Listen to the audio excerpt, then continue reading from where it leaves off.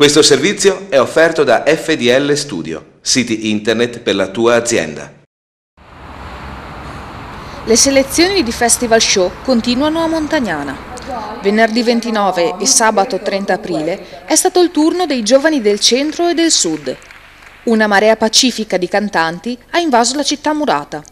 Sono molti giovani alla prima esperienza, ma altrettanti sono quelli che da anni partecipano a concorsi con ottimi risultati. Io sono un cantautore, quindi faccio ogni tanto delle manifestazioni o comunque delle esibizioni e mi sembra un festival molto importante questo e mi piacerebbe provare a entrare almeno tra i 12. Ecco. Questo sì, la prima volta, per cercare l'opportunità della svolta, diciamo. Dai. Siamo carichi, sì. Abbiamo mangiato, siamo tranquilli, però siamo molto carichi e quindi abbiamo tanto da dare.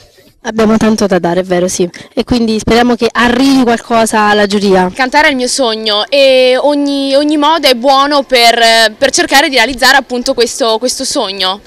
Io ho portato un mio pezzo scritto da me, a me piace.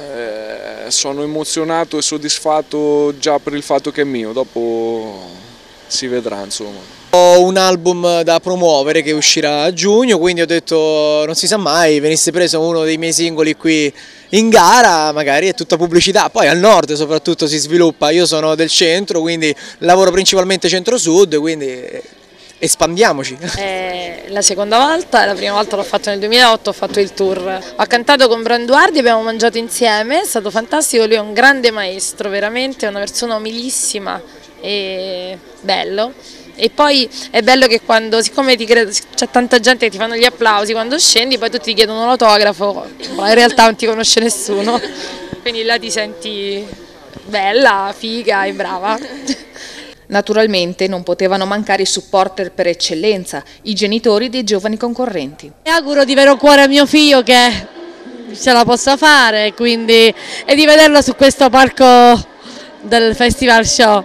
Il bello di Festival Show è, come hanno detto, guarda, stiamo vivendo veramente in una crisi, come si dice, discografica, ma l'importante è crederci, quindi anche grazie ai miei genitori che mi sostengono e mi portano avanti.